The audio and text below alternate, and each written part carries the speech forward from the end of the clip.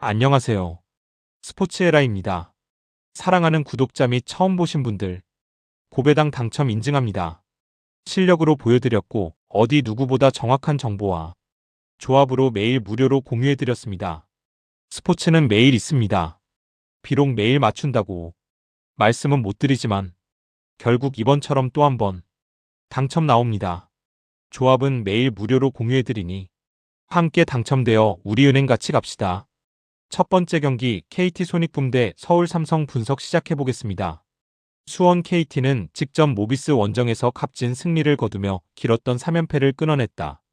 아이제아 힉스와 데릭 윌리엄스가 동시에 힘을 내주며 외국인 조합이 안정감을 되찾았다. 특히 힉스는 공격 리바운드와 골밑 마무리에서 존재감을 확실히 보여줬다.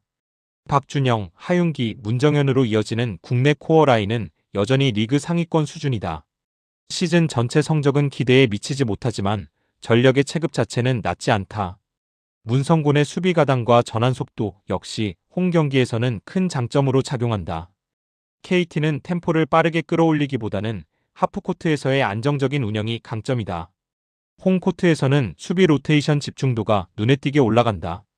2연패 탈출 이후 팀 분위기가 한결 가벼워졌다는 점도 긍정적이다. 이 경기 역시 수비를 바탕으로 점수차를 서서히 벌리는 운영을 노릴 가능성이 크다. 서울 삼성은 최근 4연패에 빠지며 흐름이 급격히 가라앉았다.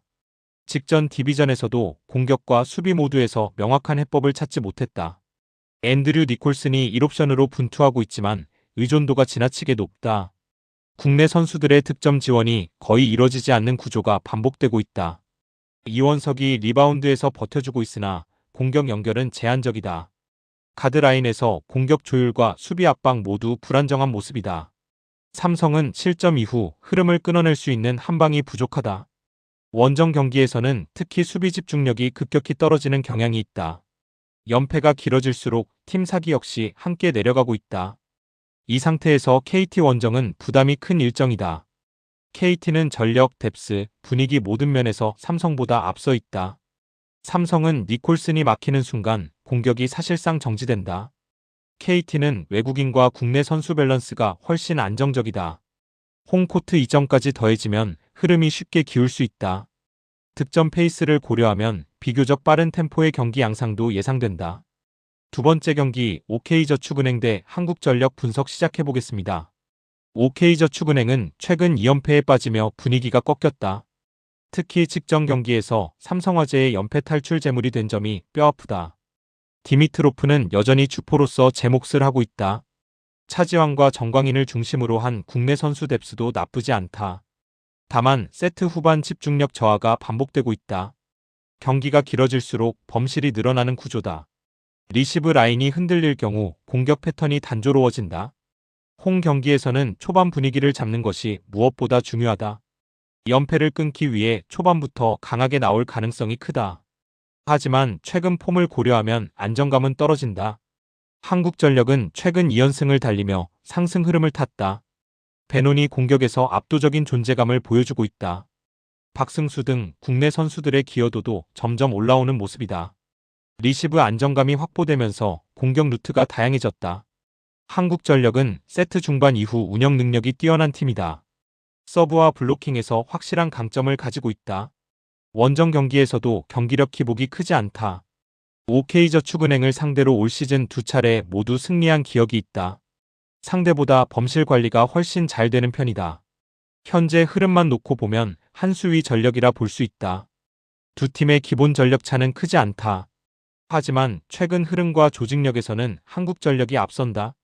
OK저축은행은 연패 속에서 경기 운영이 흔들리고 있다.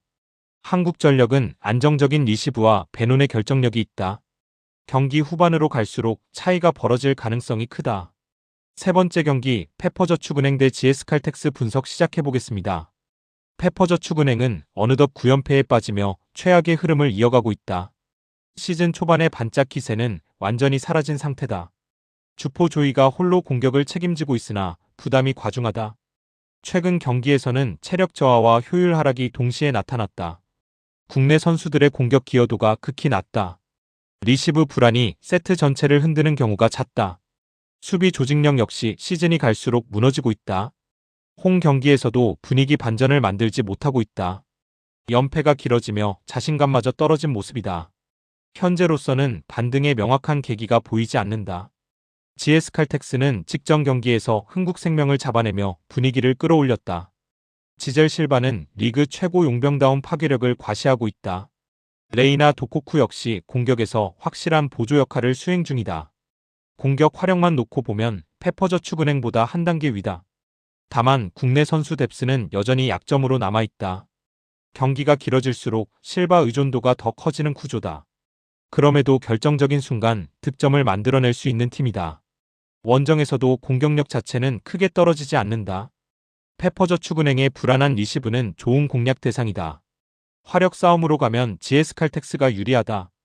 페퍼저축은행은 현재 반전 요소가 거의 없다. GS칼텍스는 실바라는 확실한 해결사가 있다. 리시브와 공격 효율 차이가 분명하다. 경기가 길어질수록 페퍼의 체력 부담이 커진다.